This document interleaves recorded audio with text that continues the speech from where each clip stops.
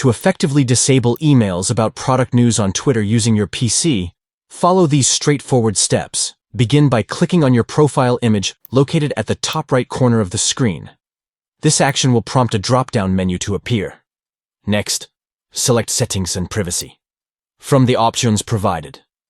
This will direct you to the settings page where you can make adjustments to your account preferences. Within the settings menu, locate and click on Email Notifications.